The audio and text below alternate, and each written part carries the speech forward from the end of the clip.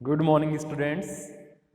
Previous class में अपन ने आपका paper number second cell biology and genetics complete कर लिया था यूनिट थर्ड के साथ।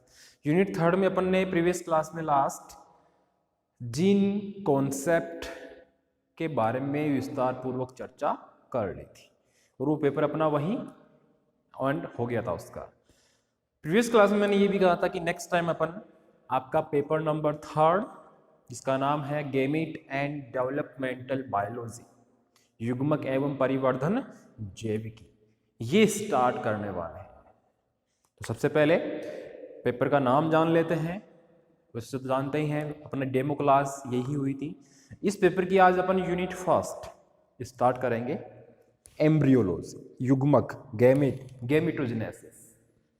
तो इस यूनिट में है क्या, अपन एम्ब्रियो के बारे में इंट्रोडक्शन जानेंगे, हिस्ट्री जानेंगे, विभिन्न प्रकार के जो साइंटिस्ट थे उनका क्या योगदान रहा, उन्होंने किस स्ट्रक्चर्स का उन्होंने डिस्कवरी की, और साथ ही साथ गैमेटोजेनेसिस जिसे बोलते हैं युग्मक जनन, जैसे शुक्राणु जनन और अंडाणु जनन, स्पर्मेटोजेनेसिस और oogenesis, इन क्रियाओं को अपन विस्तार पूर्वक समझेंगे। ऐसे ही फर्टिलाइजेशन है जिसे बोलते हैं निषेचन। तो ये फर्स्ट यूनिट में अपने गिने चुने 3-4 टॉपिक हैं जो मोस्टली इनमें से कोई एक आपको पूछ लिया जाता है। तो आज अपन स्टार्ट कर रहे हैं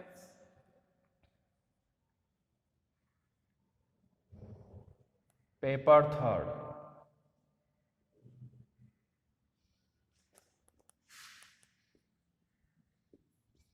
गैमीट एंड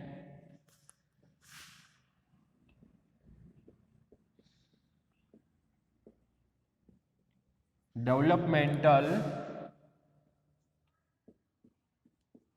बायोलॉजी। यह है अपना पेपर नंबर थर्ड जिसे बोलते हैं युग्मक एवं परिवर्धन जैविकी। इसको अब तक आप बहुत ही छोटे रूप में पढ़ते आए हो 11th-12th में। युग्मक यानी गैमेट के बारे में पढ़ा होगा, और एम्ब्रियो के बारे में अलग कुछ बताना चाहूँ, बात तो एक ही है। एम्ब्रियो के बारे में आपने पढ़ा होगा कि ब्लास्टुला, गैस्ट्रुला, मोरुला, फर्टिलाइजेशन वगैरह। तो उन टॉपिक से संबंधित अपने यहाँ पे एक पूरा पेपर बना दिया है, ठीक। तो इसमें अपन आज यूनिट फर्स्ट स्टार्ट करेंगे। यूनिट फर्स्ट में सबसे पहले अपन चर्चा करेंगे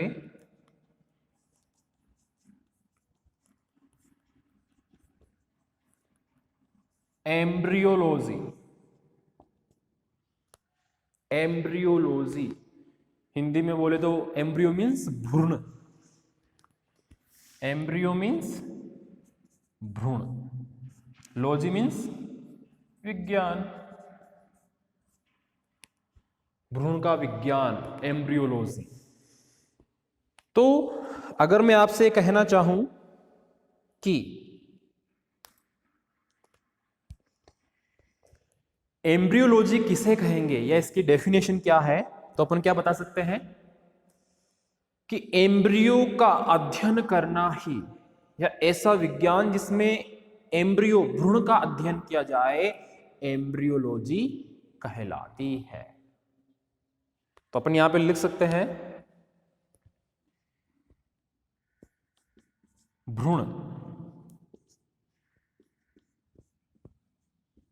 जिसे बोल रहे हैं अपन एम्ब्रियो,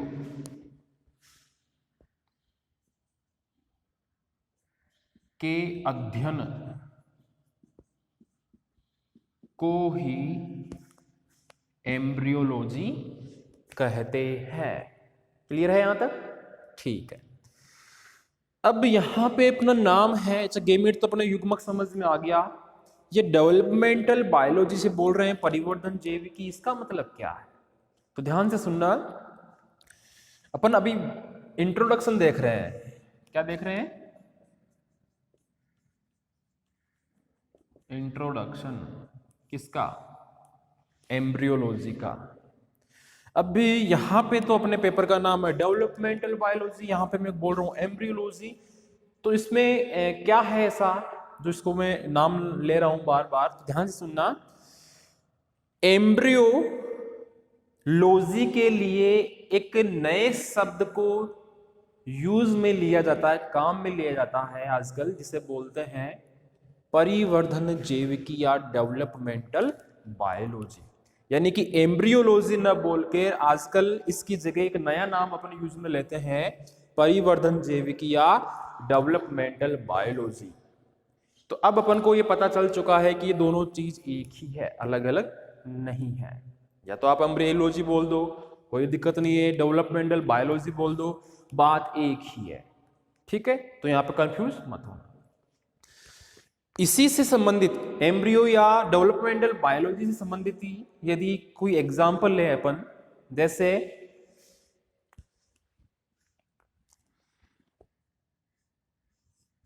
एक अंडे, जिसे अंडे को बोलते हैं एग, एक अंडे से एक लार्वा निकलता है। अंडा बना, उस अंडे से लार्वा निकला, लार्वा भोजन ग्रहण करते हुए प्यूपा में बदल गया, और वो प्यूपा भोजन ग्रहण करते हुए एक वयस्क, जिसे बोलते हैं एडल्ट, में बदल जाता है। तो इस प्रकार के परिवर्धन को या डेवलपमेंट को व्यक्ति वृत्तीय परिवर्तन या ओंटोजेनेटिक डेवलपमेंट के नाम से जाना जाता है। इसको कैसा परिवर्तन कहेंगे? व्यक्ति वृत्तीय परिवर्धन, जिसे बोलते हैं ओंटोजेनेटिक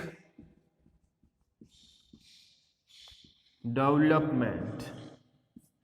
तो कई बार आपके जो शॉर्ट क्वेश्चंस आते हैं 1 नंबर वाले, उनमें पूछा गया है ये क्वेश्चन कि व्यक्ति वृत्तीय परिवर्धन या ओंटोजेनेटिक डेवलपमेंट या परिवर्तन किसे कहते हैं।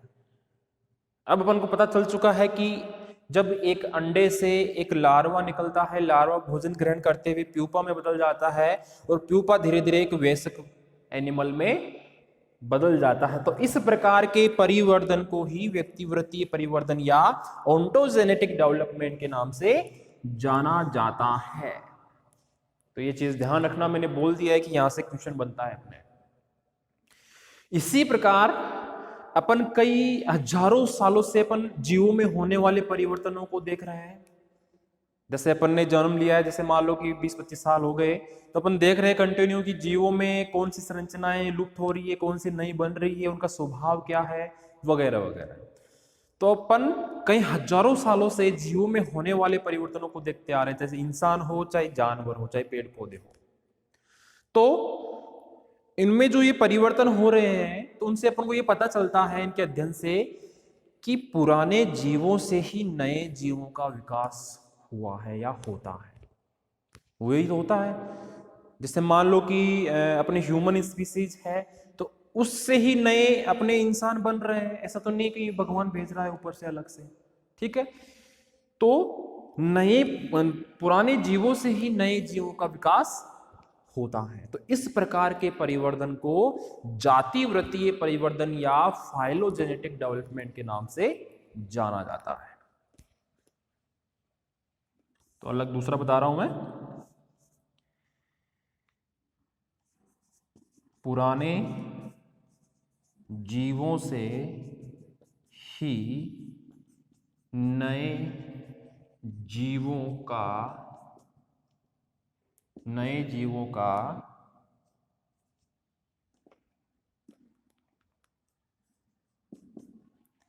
विकास होता है। इसे क्या कह रहे हैं अपन? जातिवृत्तीय परिवर्धन, बोले तो फाइलोजेनेटिक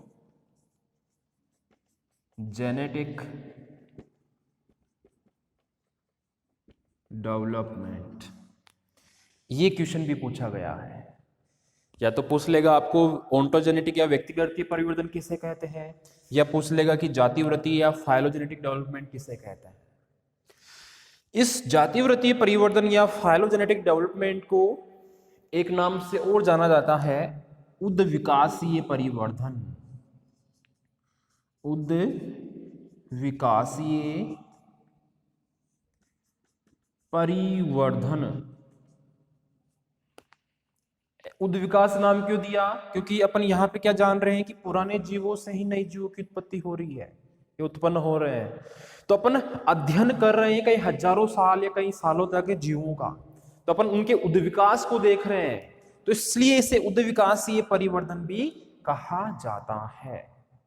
तो इसके इंट्रोडक्शन में, डेवलपमेंटल बायोलॉजी या एम्ब्रियोलॉजी के इंट्रोडक्शन में यहाँ पे दो क्वेश्चन बन रहे हैं, एक तो व्यक्तिवर्तीय परिवर्तन और एक जातिवर्तीय परिवर्तन किसे कहते हैं। क्लियर है यहां तक?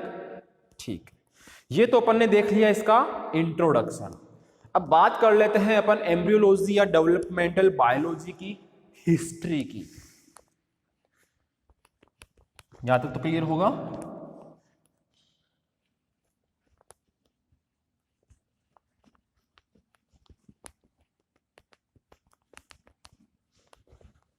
ठीक है, तो अपन हिस्ट्री देखते हैं। हिस्ट्री में से अपन को पता है कि क्वेश्चन तो बनेंगे ही बनेंगे। वो कहां कहां बनेंगे वो अपन को पता है, कंपटीशन के एग्जाम में भी पूछे जाते हैं।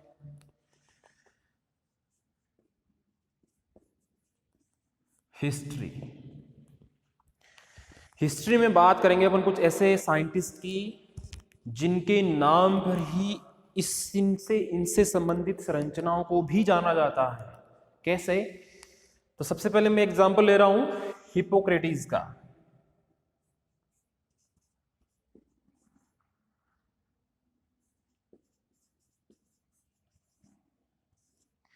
हिप्पोक्रेटिस जिन्हें औषध विज्ञान का जनक,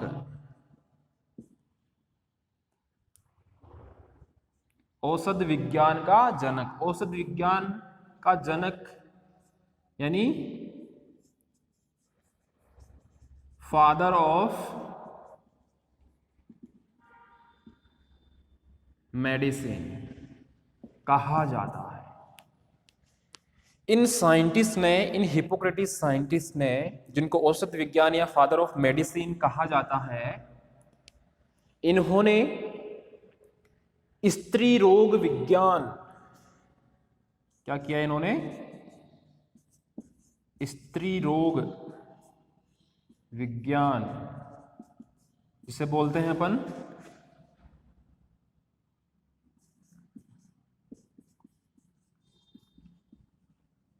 गायनोकोलॉजी, गायनेकोलॉजी।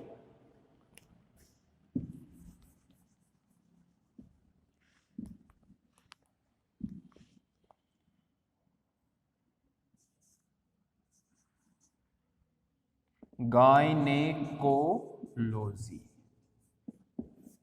का विस्तृत अध्ययन किया था।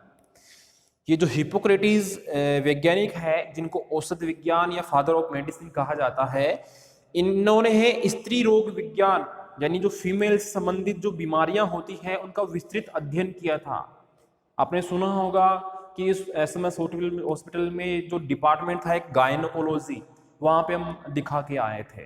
तो वहां पे गायनोकोलॉजी का मतलब था स्त्री रोग विज्ञान से, जहां पे ओनली फीमेल्स से संबंधित डिजीज की ही बात की जाती है, उन्हीं का इलाज किया जाता है, गायनेकोलॉजी।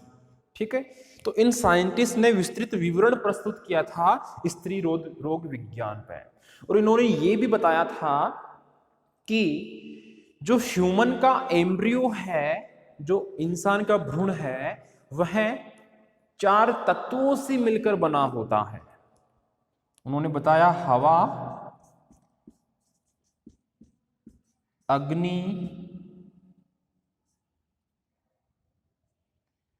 पानी और मृदा, एयर, फ्लेम, वाटर और सॉइल, इन 4 तत्वों से मिलकर ह्यूमन का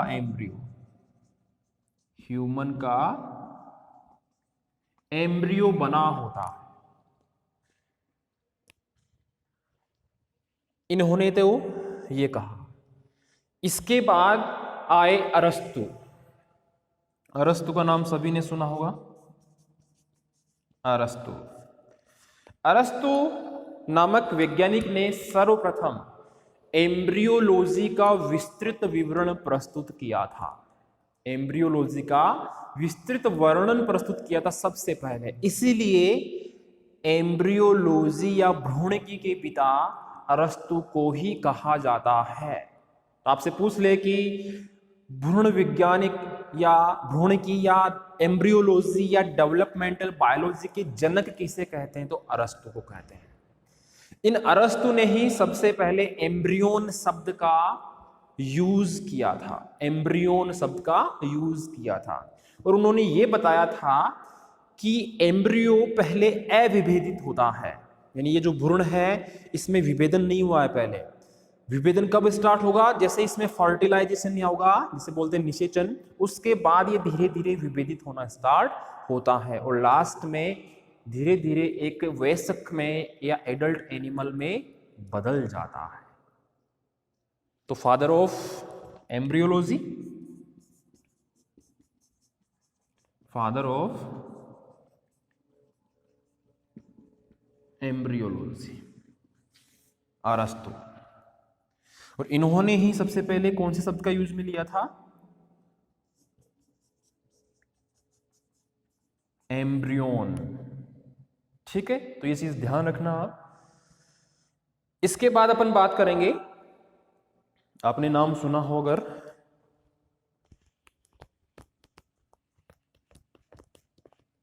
ये नोट कर लिया होगा आपने,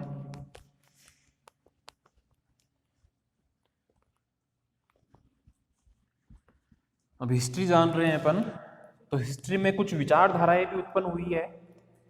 ये जो एम्ब्रियो का परिवर्तन है, जो भ्रूण का विकास है, जो परिवर्तन है, इससे संबंधित आज से कई हजारों साल पहले जब ये अरस्तु वगैरह ये अपने मत दे रहे थे, विवरण प्रस्तुत कर रहे थे, तो उस समय 2 प्रकार की विचारधाराएं उत्पन्न हुई थी इस एम्ब्रियो की उत्पत्ति या एक भ्रूण से एक वयस्क एनिमल बनने की कहानी को लेके।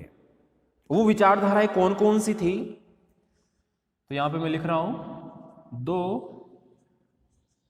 विचारधाराएं, जिनमें से फर्स्ट है पूर्व रचनावाद। पूर्व रचनावाद जिसे बोलते हैं प्रीफॉर्मेशनिज्म।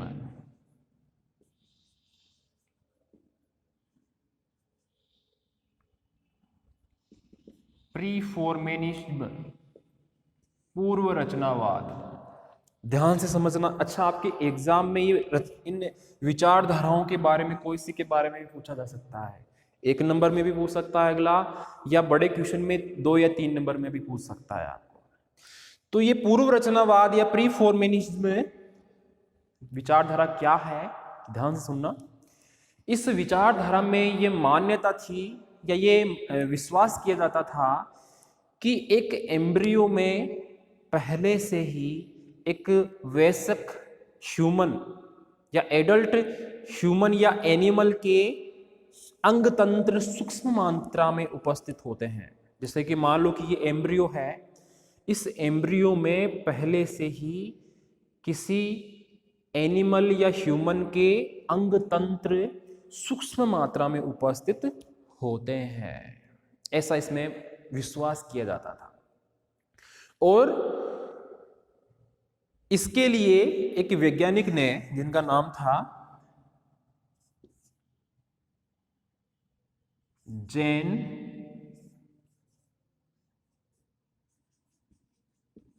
स्वेमरडेम। जैन स्वेमरडेम नामक वैज्ञानिक ने फ्रॉग, मेंढक, इसके एग का रेखा चित्र बनाया था। रेखा चित्र बनाया था कि ये फ्रॉग है, इसका ये अंडा है, इसका ये रेखा चित्र बनाया है कि आगे इस अंडे में एडल्ट मेंढक के अंग तंत्र सूक्ष्म मात्रा में होते हैं। तो इस पूर्व रचनावाद या इस विचारधारा को इस कारण पूर्व रचना सिद्धांत या प्रीफॉर्मेनिज्म कहा गया। और इस विचारधारा में विश्वास रखने वाले या इसको मानने वाले पूर्व रचनावादी कहलाए। क्या कहलाए? पूर्व रचनावादी कहलाए। एक वैज्ञानिक थे इसी रचना से संबंधित, इसी विचारधारा से संबंधित, फ्रांस के एक वैज्ञानिक थे निकोलस डी मालेब्रांस।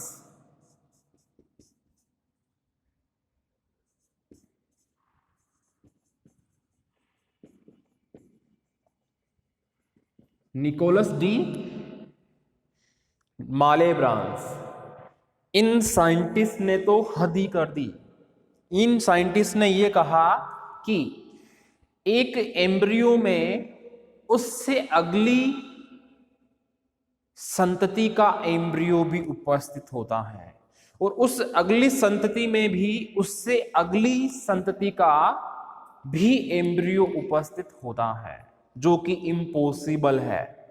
यानी एक ये एम्ब्रियो है, इसमें ये बोल रहे हैं कि इसमें अगली संतति का एम्ब्रियो है, खुद एम्ब्रियो है, इसमें अगली संतति का भी एम्ब्रियो है, और उस अगली संतति के एम्ब्रियो में भी अगली संतति का एम्ब्रियो होता है। ऐसा बिल्कुल भी पॉसिबल नहीं है। तो ऐसा इन निकोलस डी मालेब्रांस, एक फ्रांस के साइंटिस्ट थे, इन्होंने ये बताया। उसके बाद अगर मैं बात करूं तो ल्यूविनवेन-हॉक नाम सुना होगा सभी ने।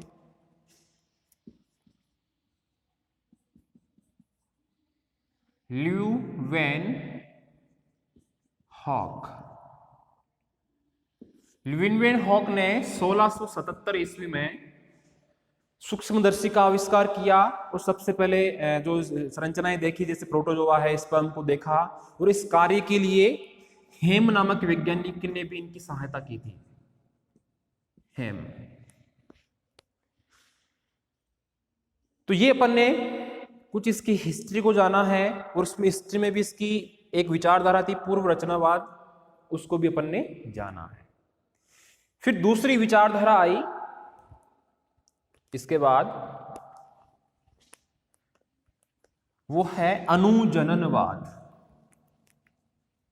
क्या है? अनुजननवाद। पूर्व रचनावाद बिल्कुल भी मान्य नहीं है, क्योंकि इसमें जो साइंटिस्ट ने कहा वो बिल्कुल सरासर गलत है, जैसा कि मैंने आपको बताया अभी। सेकंड है अनुजननवाद, जिसे बोलते हैं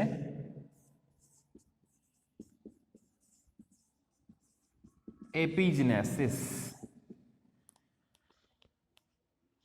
इसको जो बताने वाले साइंटिस्ट थे, जो इसकी व्याख्या करने वाले साइंटिस्ट थे, उनका नाम है Karl von Baer. Karl von Baer. इन साइंटिस्ट ने यह बताया कि अंडे का परिवर्धन, जिसे बोलते हैं अपन egg development, Karl von Baer ने यह बताया कि एक अंडे का परिवर्तन या एग का डेवलपमेंट धीरे धीरे होता है। एक अंडे का परिवर्धन समय पर होता है, धीरे धीरे होता है, अर्थात इन साइंटिस्ट ने भ्रूण के धीरे धीरे विभेदित होना बताया कि एक जो भ्रूण होता है, जो एम्ब्रियो होता है, वो धीरे धीरे विभेदित होता है। इस विचारधारा के आते ही ये जो इससे पहले वाली पूर्व रचनावाद थी जो विचारधारा, इसकी मान्यता धीरे धीरे कम होने लगी। और एक कोलवोल्ड बेयर नामक वैज्ञानिक ने, साइंटिस्ट ने यह भी बताया कि मेल और फीमेल गैमीट्स का संलयन होता है। जो नर और मादा युग्मक होते हैं, स्पर्म और ओवम, उनका संलयन होता है, जिसके कारण ही जायगोट, ये एम्ब्रियो बनता है। और उसके कारण ही, ये संलयन होने के कारण ही माता पिता दोनों के लक्षण उस एम्ब्रियो में आ जाते हैं, जो बिल्कुल सही बात है।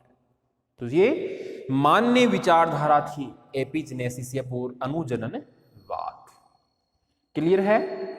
इन दोनों विचारधाराओं में से आपको कोई सी भी विचारधारा पूछ सकते हैं एक नंबर के क्वेश्चन में।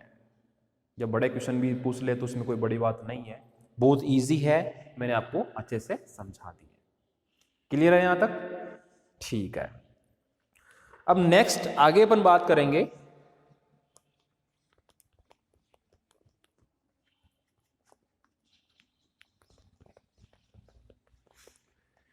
इंट्रोडक्शन देख लिया अपन ने, हिस्ट्री में इसकी दो विचारधाराएं भी अपन ने देख ली।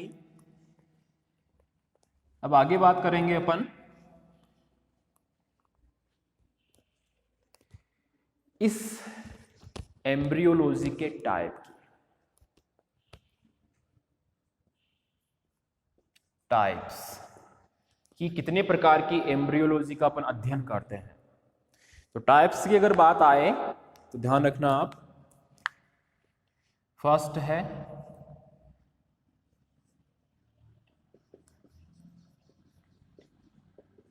डिस्क्रिप्टिव एम्ब्रियोलॉजी,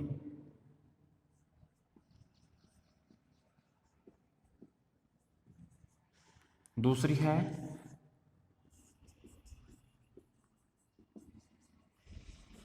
एक्सपेरिमेंटल एम्ब्रियोलॉजी, और थर्ड है एनालिटिकल एम्ब्रियोलॉजी। डिस्क्रिप्टिव मतलब वर्णनात्मक, एक्सपेरिमेंटल मीन्स परीक्षणात्मक, और एनालिटिकल मीन्स विश्लेषणात्मक एम्ब्रियोलॉजी। ये तीन प्रकार है एम्ब्रियोलॉजी, टाइप है। इनके अलावा कुछ अदर टाइप भी दे रखे हैं, अदर टाइप्स में फर्स्ट टाइप है इसका केमिकल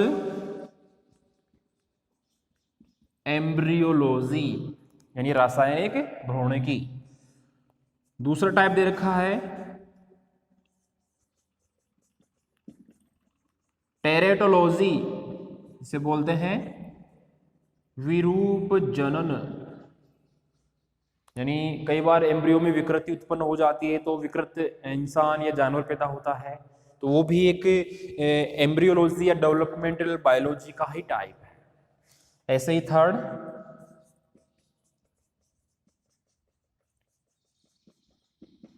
रिप्रोडक्टिव एम्ब्रियोलॉजी, तो ये तो इसके मुख्य टाइप है एम्ब्रियोलॉजी के, डिस्क्रिप्टिव, एक्सपेरिमेंटल और एनालिटिकल। जिसे बोलते हैं अपन वर्णनात्मक, परीक्षणात्मक और विश्लेषणात्मक। ऐसे ही अदर टाइप्स में आ जाएंगे केमिकल, टेरेटोलॉजी और रिप्रोडक्टिव एम्ब्रियोलॉजी। क्लियर है यहां तक? तो ये अपन ने टाइप्स भी देख लिए हैं इसके, ठीक है। अब इस एम्ब्रियोलॉजी या डेवलपमेंटल बायोलॉजी के अध्ययन से लाभ क्या है? क्या अपन को इससे लाभ मिलता है जिसके कारण अपन इनकी स्टडी कर रहे हैं? तो वो भी देख लेते हैं। टाइप्स देख लिए अपन ने, ठीक है।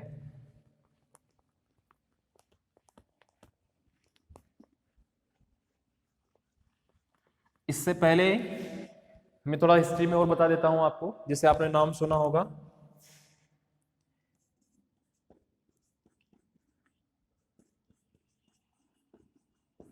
गेब्रिएलो फैलोपियो,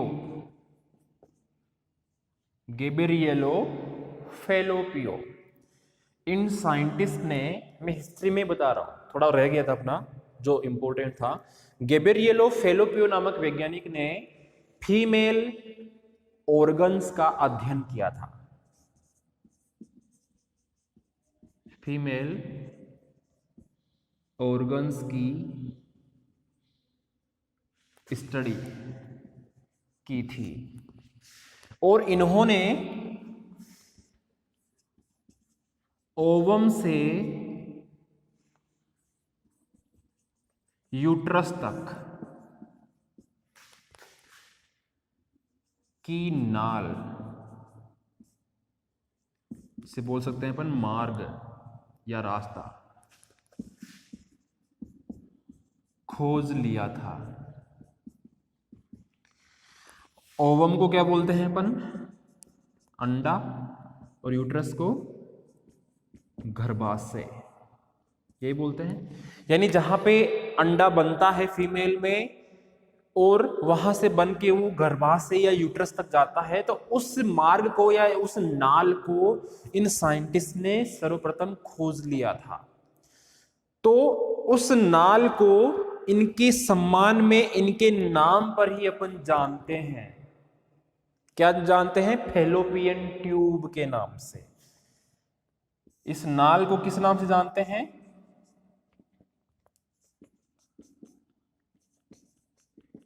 फैलोपियन ट्यूब, इसी नाम से जानते हैं मतलब फैलोपियन ट्यूब। तो देख लो इन साइंटिस्ट के सम्मान में कि उन्होंने इस नाल की या मार्ग की खोज की है, तो उसका नाम इनके नाम पर ही रख दिया, फैलोपियन ट्यूब। साइंटिस्ट का नाम क्या था? गेब्रिएलो फैलोपियो, फैलोपियन ट्यूब। क्लियर है? ऐसे ही एक साइंटिस्ट थे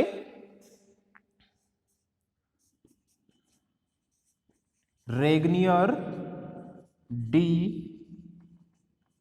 ग्राफ, रेगनियर डी ग्राफ। इन्होंने ओवम में सबसे पहले अंडे को देखा था, यानी जो अंडाणु होता है उसमें सबसे पहले, इसे बोलेंगे अंडाणु, इसमें सबसे पहले अंडे को देखा था या एग को देखा था। इसीलिए इनके सम्मान में भी इस संरचना का नाम क्या रख दिया? Graafian follicle. क्या रख दिया? Graafian follicle. ये नाम भी सुना होगा आपने, ग्राफियन फॉलिकल। ग्राफियन फॉलिकल किसे बोलेंगे? ओवेरी में जहां पे अंडा बनता है, अंडाणु में जहां अंडा बनता है, उसे अपन क्या बोलते हैं? Graafian follicle. यानी उस अंडे को क्या बोल रहे हैं? ग्राफियन फॉलिकल, जो भी एक साइंटिस्ट के नाम पर ही रखा गया है। साइंटिस्ट का नाम क्या था?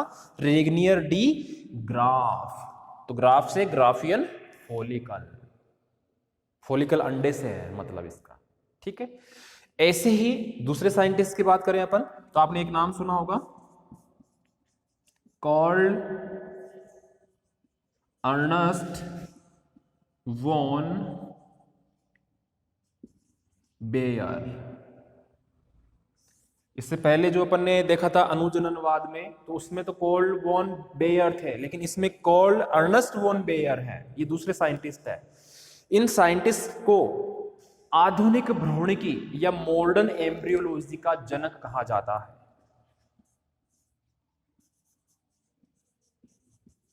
मॉडर्न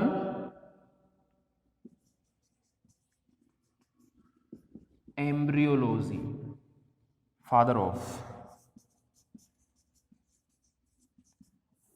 ऑफ मॉडर्न एम्ब्रियोलॉजी या आधुनिक भ्रूणिकी का जनक कॉल्ड अर्नस्ट वॉन बेयर को कहा जाता है। ठीक है? इसके अलावा एक नाम और सुना होगा आपने, रॉबर्ट रेमेक। रॉबर्ट रेमेक नामक वैज्ञानिक ने तीन जनन स्तर कौन से होते हैं? एक्टोडर्म, मेसोडर्म और एंडोडर्म की खोज की थी। एक्टोडर्म, मीजोडर्म और एंडोडर्म। ये क्या है तीनों? जनन स्तर, जिन्हें अपन बोलते हैं जर्मिनल लेयर। ये बोलते हैं जनन स्तर या जर्मिनल लेयर, एक्टोडर्म, मीजोडर्म और एंडोडर्म। बाह्य स्तर, अंत स्तर और मध्य स्तर। ये किसने खोज की थी इनकी? रॉबर्ट रेमैक ने। ऐसे ही एक साइंटिस्ट और रह जाते हैं, अगर आपने नाम सुना हो, कई बार पूछ लिया जाता है जर्मप्लाज्म थ्योरी किसने दी थी? अगस्त वीजमान, नाम सुना होगा, जिन्होंने जर्म